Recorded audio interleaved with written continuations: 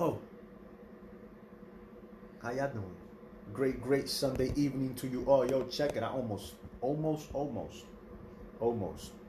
We in here like 7 minutes late. Trying to make this consistent nightly. 11.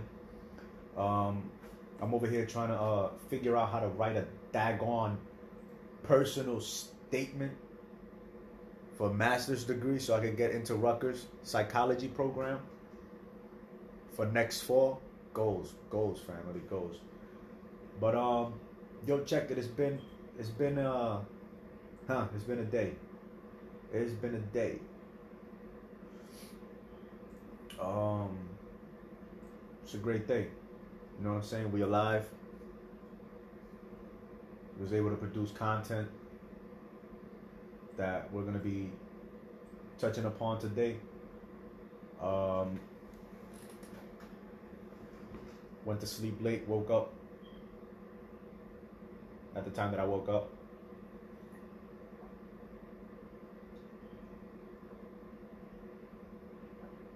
It's a great day.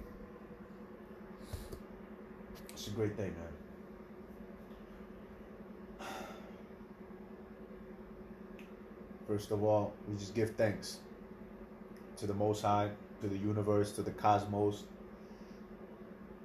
to that nebula of divine intelligence that just grants us the capacity to experience this comedy show that we call life.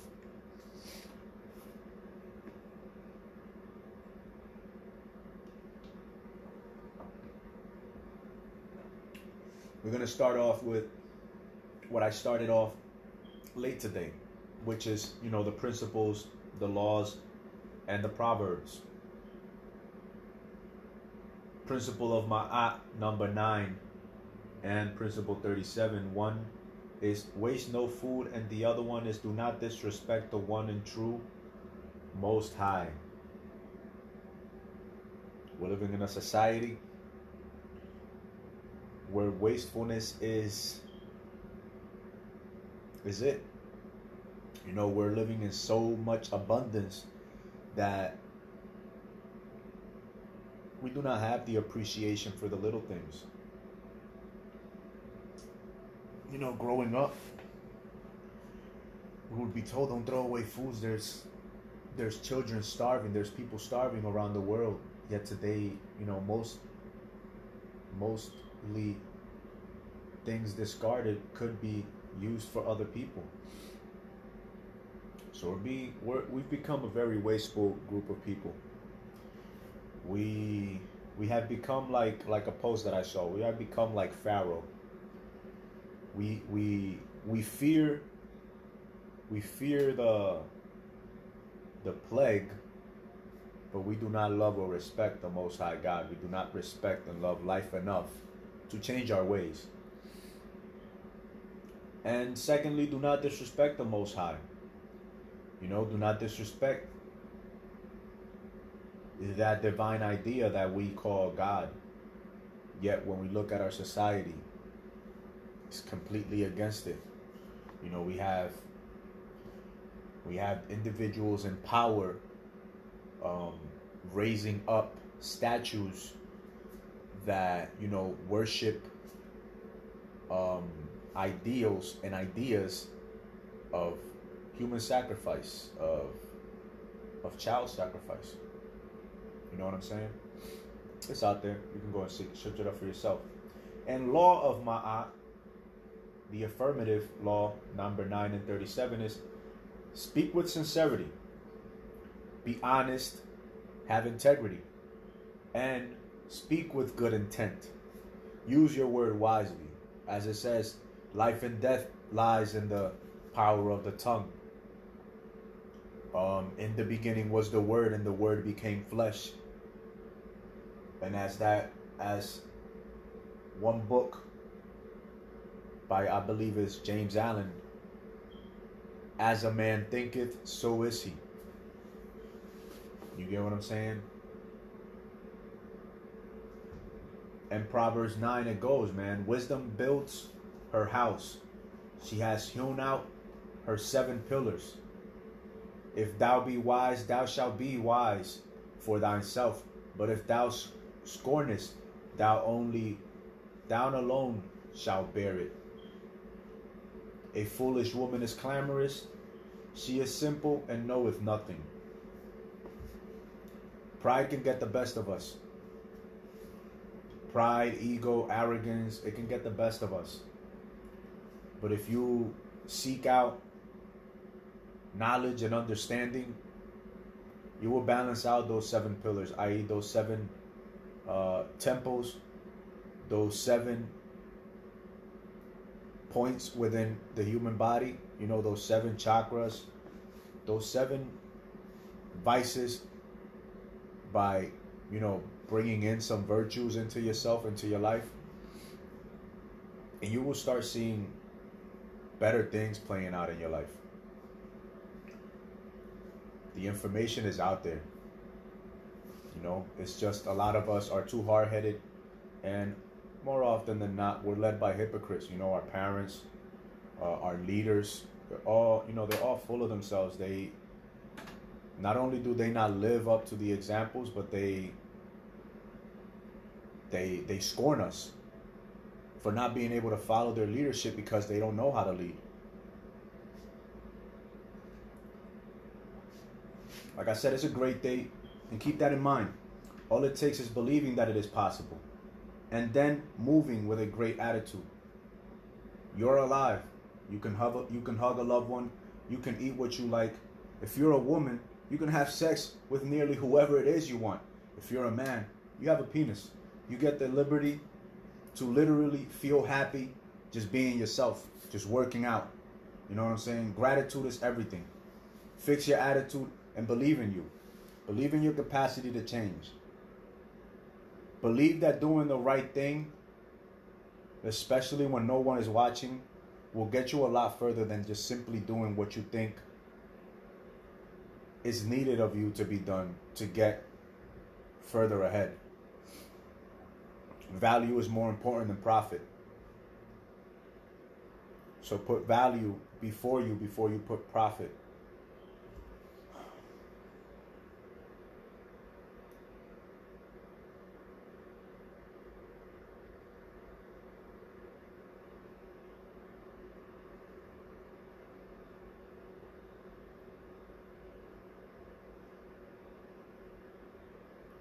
Life is going to continue to go on without us. The only thing that we are promised at birth is death.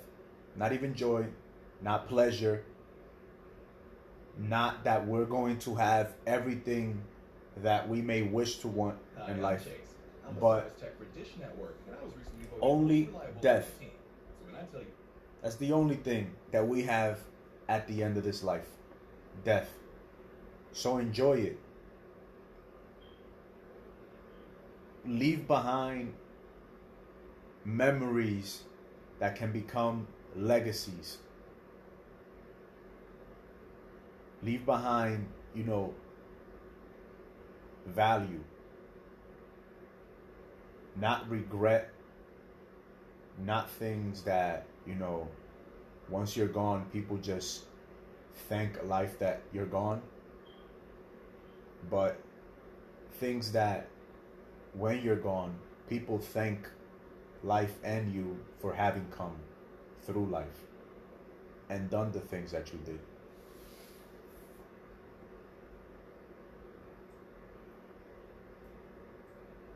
And by doing such, you're more likely than not going to create great relationships. You're going to create great lasting relationships with others because you have developed a great relationship with yourself. Ask yourself, who am I becoming? The things that you are doing, who am I becoming? And who am I around? What am I doing to become who I want to become and to have the influence on the lives of those who are around me? And what are these individuals doing to me and doing for me? And how are they impacting me? And is that okay? Is who you're becoming and what you're doing, and who's around you and what they're doing to impact what you want to do in life. What you feel, believe, and think is what you were born to do. Is it okay? You know what I'm saying? The things that you're doing, are they enough? Are they compounding, like compounding interest on your investment? Are they compounding to allow you to actually be able to do those things and become the individual that you want to become? Association is key, especially the association that you have with yourself, the association that you have with the divine, and the associations that you have with other people around you. There is a saying that the 5 people that we surround ourselves most often with will determine the level of success that we'll have. Some people will go as far as to say that they know they can guess the number of our bank account just by looking at the people that we surround ourselves with and the association and relationship that we have with ourselves and with the divine. If we have a bad relationship with ourselves, if we have a bad relationship with the divine, if we have bad relationships and associations with individuals around in our circle, then, more likely than not, that is going to reflect the kind of individual that we become in ourselves. If we're going to be filled with ingratitude or gratitude, bad attitude or good. It is important to associate with people that embody the qualities and consciousness that we truly admire and like. Those people can be above you. Most of the time, they're going to be above you. Those that are beneath you are more likely than not going to have qualities that you do not wish to embody, that you more likely have already overcome. So associate with individuals that are, financially where you want to be, physically where you want to be, emotionally, spiritually, mentally, intellectually, where you want to be at. And if you're not able to associate with those individuals because of your economic status or, status as a whole, then, hey, we're living in the age of technology. You can order books about those individuals or individuals that, reached an even greater level of success than the ones that you might admire. You have YouTube. You can listen to individuals. You have Spotify. Apple. We have so many outlets through which to, get into contact with the consciousness of these individuals that have the qualities and ways of being that we truly admire and we want to embody, that it is nearly impossible to come up with excuses as to why we can't do the things that we need, should have, must do, and want to do so that we can become the individual that we truly, at our core, envision ourselves capable of being. When we allow ourselves and induce ourselves and through discipline and persistence and perseverance, command ourselves into being. You don't have to eliminate all negative associations and influences, but it would be wise of you to limit them. You know what I'm saying? You might not be able to eliminate, maybe your mom, your dad, or your cousins, or your aunties, or your brothers and sisters. Maybe they are the negative influences in your life. And it's nearly impossible to eliminate them because they're your blood, right? But it would behoove us to limit the impact that these individuals have on our life by limiting the contact that we have with those individuals. Maybe instead of seeing them every day, you see them once a day, once a week, once a month. You hear what I'm saying? Doesn't mean you don't call them or anything like that to check up, but you limit the contact that you have with them.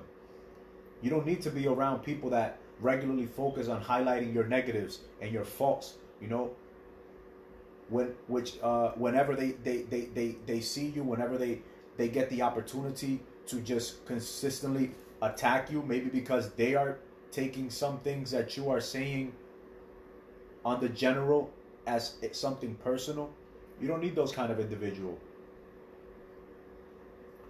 You want individuals around you that will feed the good, that will nurture the positive aspects of you, the positive qualities, that will uplift you, that will encourage you, that will give you insight and understanding maybe onto where your faults may be better remedied, or how they can be better remedied, as opposed to just consistently criticizing. You're just like, well, you did this last year. Well, you're still doing this. Well, you were like this. Or you don't need to hear that. You don't need to hear these constant criticisms from individuals that insist on remaining the same and insist on calling you out when you seek to change. The relationships you have are important. Surround yourself with people that help you grow mentally, emotionally, physically, spiritually, more so than you do with people that constantly criticize you, breaking you down, and only focusing on your faults. Again, family, you don't need that, all right? You really want truth, but you don't want someone that just focuses on what's negative. You want those that will encourage you more than they ever discourage you. And that's the truth. You don't want nobody lying to you. At the same time, you more likely than not, you already know where you're falling short. So you really don't need somebody consistently highlighting how you talk too loud, you talk too low, you speak too much, you don't speak enough, you're too vulgar, you're too nice, you're too cold, you're too dry. Whatever it is that they say, you know. You don't want that. You want optimistic individuals that will feed your flame, not individuals that will come around with a cup looking to cover your flame until it just goes out. Just straight up looking to suck the energy and life out of you. Because, I don't know, man. Their pessimism, your optimism annoys them. Pessimism looks at what's wrong. You don't want pessimistic people around you all the time. Pessimism looks at what's wrong. You know, you want people that can look at the brighter side of life. That instead of just simply seeing the specks on the window, they actually see the sunset. They're like, wow, look at that sunset. Let me open this window so I can get a real true gaze at this sunset. No, instead they're like, wow, look. Nobody even cleaned these windows today. Man, how long has it been since they cleaned these? They can't even see the sunset. They can't see the birds outside. They can't listen to them because they're so focused on what's wrong that they don't even see what's right. Right? This is why I'm always suggesting optimism and gratitude. It's better to be excited about what's right than dreading the wrong.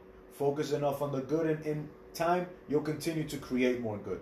Because if you only focus on the bills and problems, that's all you'll ever have. Build and meditate on what you want, not what you don't want. Simple. Focus on what you want, not what you don't want. If you're going to crash, they usually tell you don't look towards where you're about to crash. Look the other way. Drag the car the other way. Don't just stare into where you don't want to go. Nah, man. And it's the same thing with life. Don't focus so much on the negative. Okay, it's there. Not saying don't be realist, but have a little bit of, idealism. A little bit of optimism. It'll take you a lot further than just being a realistic, pessimistic prick that is simply always pointing out the negative. What's wrong?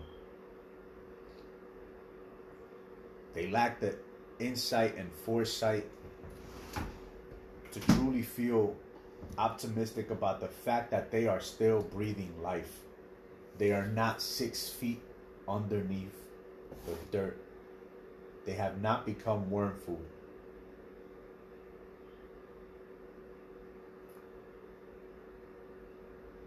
And yeah, man. Life is beautiful. Life is great. It all depends on the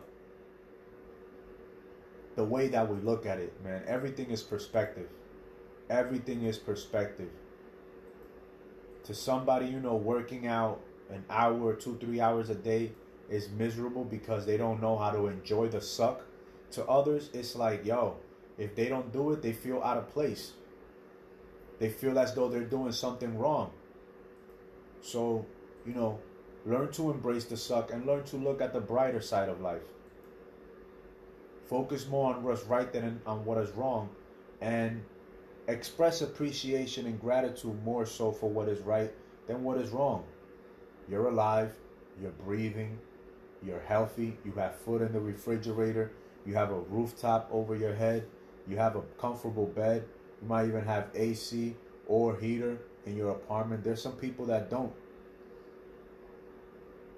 Just because you're not where you want to be doesn't mean that that gives you the right to complain. You have the right to complain, but you shouldn't take that right. Fuck complaining. Leave that shit to somebody else. Mediocrity, leave that to other people. Leave that to individuals that don't care about exceeding in every aspect possible of themselves. You know what I'm saying? Leave that all that mediocre mindset stuff to individuals that are comfortable getting drunk every Friday and waking up every Monday dreading the day. Dreading another day of life. Another day of good health. Because they don't know how to appreciate. They don't know how to say thank you, Almighty God. Thank you, Almighty Universe. Oh, infinite intelligence. Thank you. I'm alive. I'm healthy. I got $10 in the bank. Oh, I got $10 for gas. Look at that. Oh, I don't got money for lunch. I'll fast today. I'll enjoy this suck. Eventually I'll have enough. Life is what you make it, man. Everything is perspective. The way that you look at it, the lens that you have to look at life through, that's how you're going to perceive life. That's how you're going to assimilate life. And that's how you're going to react and act towards life. If you're consistently negative, that's how you're going to perceive life. If you have gratitude in your mind and in your heart, then, things are going to be, you're going to come into unexpected goods. About to start training tomorrow. You know what I'm saying? With God before me, who can be against me? You know what I'm saying? Life wants me to succeed. So, we're going to start training some Muay Thai tomorrow. And we'll see how it goes from there. We look forward to creating more content, better content, and to get better at this communication skills. To continue to set up goals for ourselves and to continue to, reach those goals, overcome, get through them, knock them down, and set up even better and greater goals for ourselves. Looking forward for these next 30 years or however much time life gives me. I'm looking forward to it. And you should too. You should too. Set up goals for yourself, man. Whatever it is that you're good at, whatever it is that you maybe don't like doing, but it's specific to your purpose, to your gift, do it. Do it. If you feel cowardly, go join a martial arts gym. Start throwing some punches. Get that coward out of you. If you don't like talking, but you're good, and you have important things to say, turn on that camera, create that channel, and start creating content for individuals that need to listen, that need to hear what you have to say. You're a blessing looking for a place to happen, man. You might have the words that somebody else needs to hear to save their life, man, to remove that, that barrel from their mouth. Those pills from the cabinet.